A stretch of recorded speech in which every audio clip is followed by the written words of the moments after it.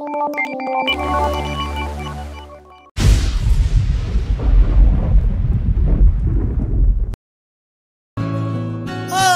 ही खूबसूरत कलाम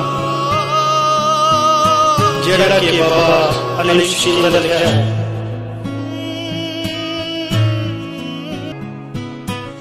अखियां करन सवाल वे माही,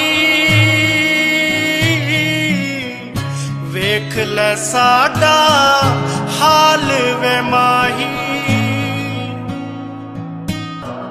चार चफेरा वेरी मलिया, रावा बनिया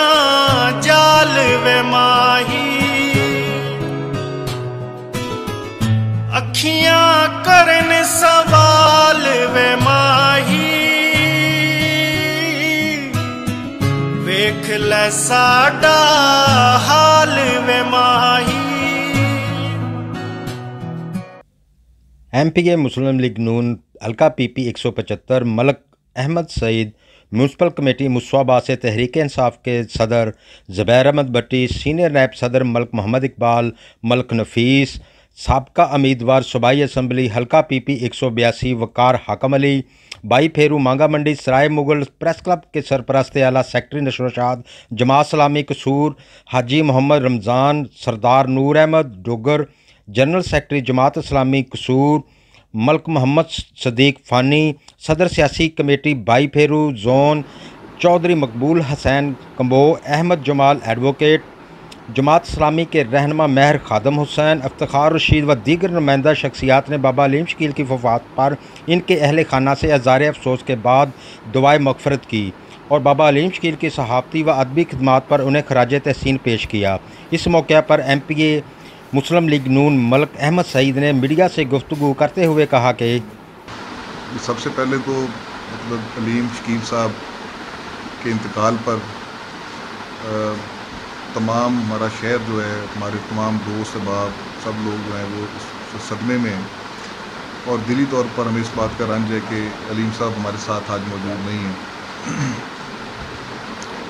लेकिन इसमें मैं एक बात ज़रूर कहना चाहता हूँ, वो ये अल्लाह पाक का कानून है कि जो इंसान दुनिया में आया है उसने जाना भी है और हर बंदा जो अपनी उम्र यहाँ पर गुजार के जाता है वो अपने नकूश छोड़ के जाता है। और इसी तरह अलीम शकील साहब ने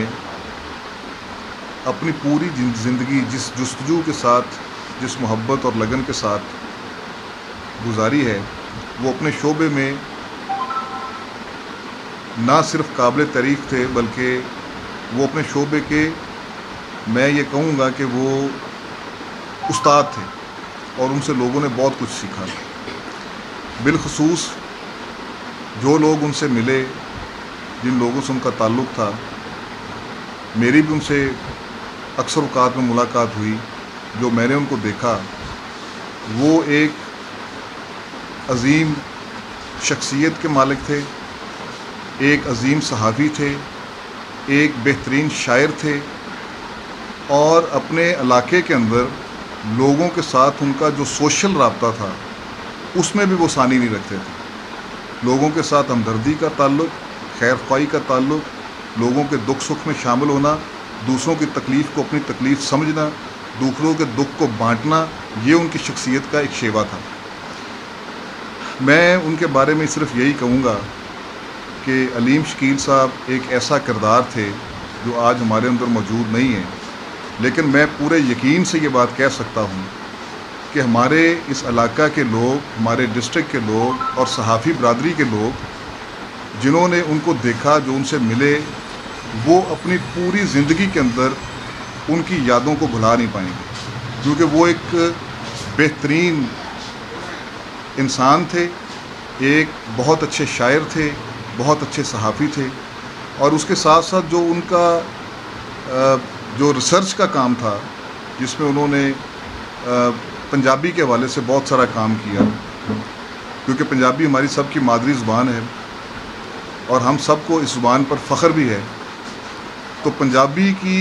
तरवीज के लिए, पंजाबी की तरक्की के लिए जो काम उन्होंने किया, मैं उस पर भी उनको खराज तहसीन पेश करूँगा। ہم سب کی دعا ہے کہ اللہ تعالیٰ ان کو جنت الفردوس میں اللہ سے اللہ مقام عطا فرمائے، اللہ تعالیٰ ان کے جنت الفردوس میں درجات بلند فرمائے، ان کی فیملی کو، دوست احباب کو، ہم سب کو ان کی جدائی کا جو غم ہے اس پر صبر کرنے کی توفیق عطا فرمائے۔ اور یہی میری دعا ہے کہ انشاءاللہ تعالیٰ ان کی جو بچے ہیں، جو ان کی فیملی ہے،